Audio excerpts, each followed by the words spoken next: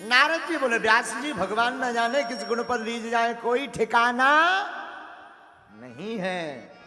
आप तो भगवान को ध्याओ भजो। बोलो सीताराम। नारद जी ने अपने पूर्व जन्म की कथा बताई।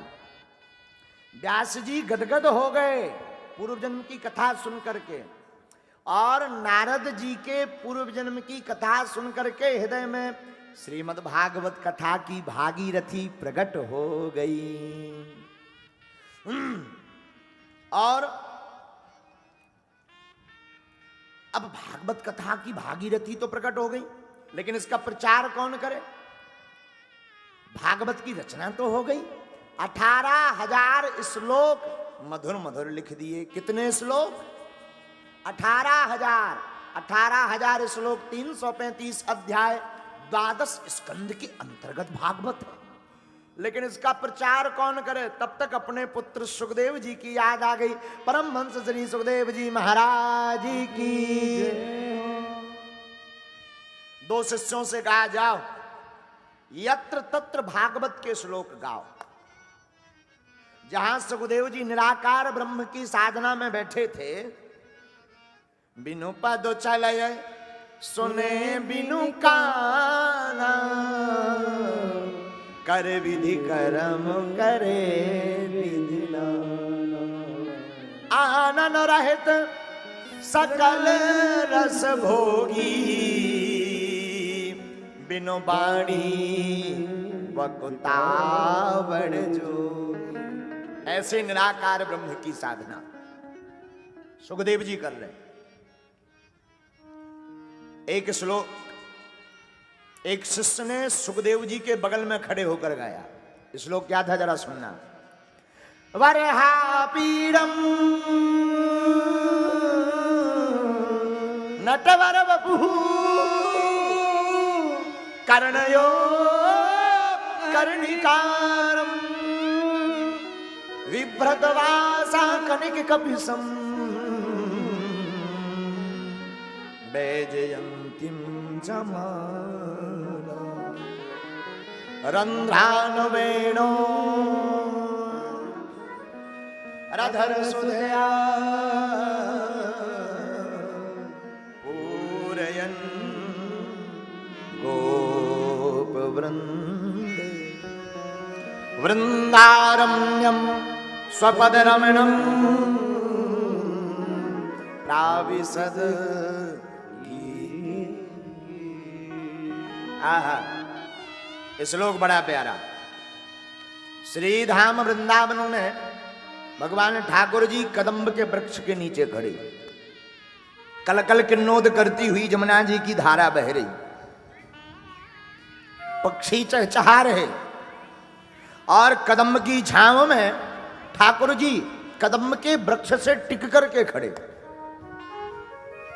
और खड़े भी तो सीधे नहीं, पैर के ऊपर पैर रखें, कमर जरा लचकाए है, मुख जरा तिरछा है, मोर मुकुट पहने हैं, काले काले घुंघराले भगवान के केस हैं, लाल लाल भगवान के होंठ हैं, सफेद सफेद ठाकुर की चमचमाती हुई मोती की जैसी छोटे छोटे दाने जैसे भगवान की दंतुलियां हैं, दांत दिख रहे, कंठ से एकदम गरा गर्दन ठाकुर जी का भरा हुआ, भुजाएं मानो किसी से युद्ध करने के लिए फड़फड़ा रही हो। ठाकुर जी की एकदम चौड़ी भरी हुई भुजाएं, कटी, भगवान पीतांबर पहने, काली कामरिया ओढ़े हुए ठाकुर जी, और मोर मुकुट पहन करके ठाकुर जी की एक लट लटक रही, जो मुख पर आभा मंडल पर ठाकुर जी के भरे हुए लाल लाल सेब की भांति कपोलों के ऊपर, गालों के ऊपर वो जब वो लट लटकती है और जब हवा चलती है तो वो लटक लहराती है, वो लट लहराती है तो मानो नागन नृत्य कर रही हो, ऐसा प्रतीत होता।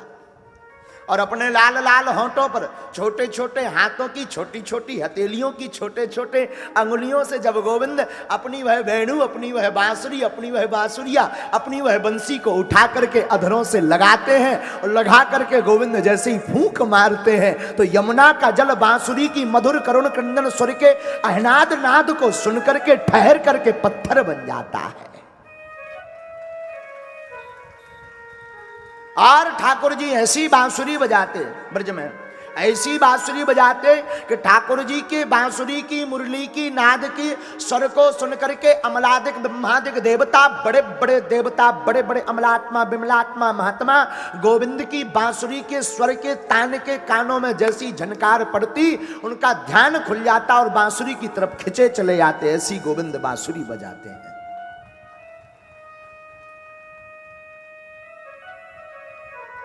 बांसुरी की तान कदम के वृक्ष के नीचे खड़े हमारे मनमोहन माधव चितचोर माखन चोर मुंडी वाले कन्हैया काना गोविंद गोवर्धन गिरधारी गिरवर लाल कन्हैया ठाकुर कहते, कोई गिरधरधारी कहता, कोई जगन्नाथ प्रभु कहता, कोई द्वारकाधीश ठाकुर कहता, कोई कृष्णचंद कहता, कोई गोपाल कहता, कोई नंद नंदन कहता, कोई यशोदा नंदन कहता, कोई देवकी नंदन कहता है।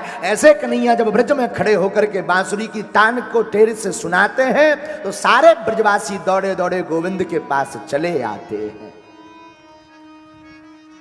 बरदंत की पंगत कुंद कली, अधराधर पल्लव खोलन की, चपला चमके घन बीज जगे छवि मोतन माल अमोलन की।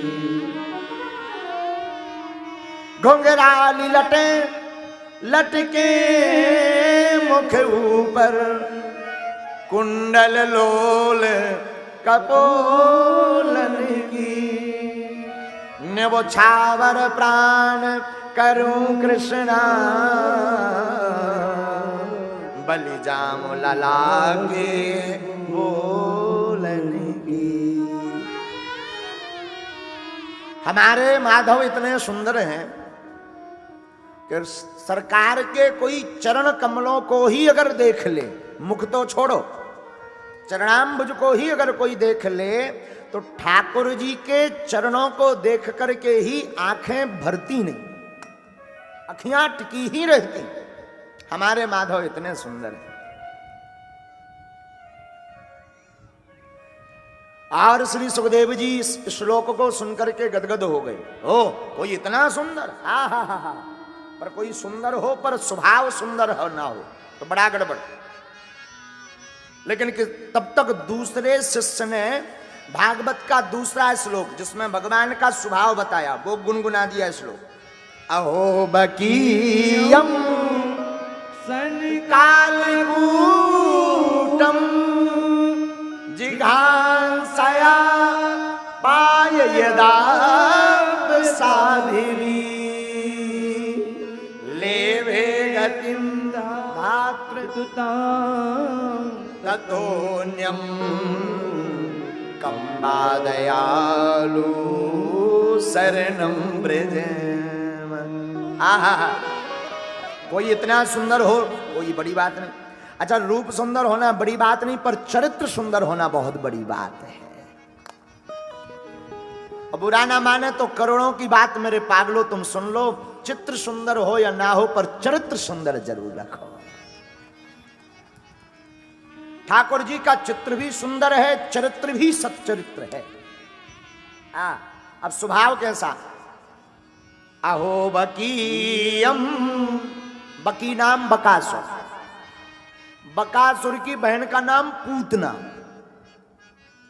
पूतना ठाकुर जी को मारने के उद्देश्य से आई, और धन्य है ठाकुर जी का स्वभाव। अच्छा, तुम्हें कोई मारने आए तुम उसे माताजी पिताजी बनाओगे क्या? बोलो, जवाब दो, हाँ जी या ना जी। अरे कौन लो चाहिए नो ही खाई, जोर से बोलो। कोई अगर तुम्हें मारने आए तो तुम क्या उसे कहोगे my dear father please no no no no, ऐसा कहोगे? नहीं कहोगे ना। अब देखो ठाकुर जी का स्वभाव। पूतना मौसी ठाकुर जी को मारने के उद्देश्य से आई, धन्य है ठाकुर जी का स्वभाव। उसका वध तो किया, उद्धार तो किया, पर जो गति यशोदा मैया को दी वही गति पूतना मौसी को भी दी। बोले भले ही कुछ भी कहो, भले ही मारने आई, पर काम तो माता जी का किया, क्योंकि स्तनपान कराने का काम माता जी का है। ऐसा सुंदर स्वभाव कहाँ पाया ठाकुर जी तुम्हें, ऐसा किसने बनाया। आपने बड़ा सुंदर प्रभाव स्वभाव पाया। इतना सुंदर ठाकुर जी के रूप का वर्णन सुना, खिंचे चले गए सुखदेव जी। अरे भाई और सुनाओ श्लोक, हमें तो 2 ही आते हैं, और सुनना है तो हमारे गुरु जी के पास जाओ, उनके पास तो ऐसे ऐसे श्लोकों की 18,000 श्लोकों की एक संगता है। ओ क्या नाम है आपके गुरु जी का? श्री वेदव्यास जी महाराज। पूज्य पिताजी आनंद से भर गए, दौड़े दौड़े पिताजी की शरण में गए और ठाकुर जी का ध्यान करने। पहले निराकार के साधक थे, अब साकार के हो गए। मेरे पागलो याद रखना, कान खोलकर सुनना। अभी कोई हमसे पूछ रहा था कि कथा सुनना क्यों जरूरी है। कथा सुनना इसलिए जरूरी है, नास्तिक को आस्तिक कथा ही बनाती।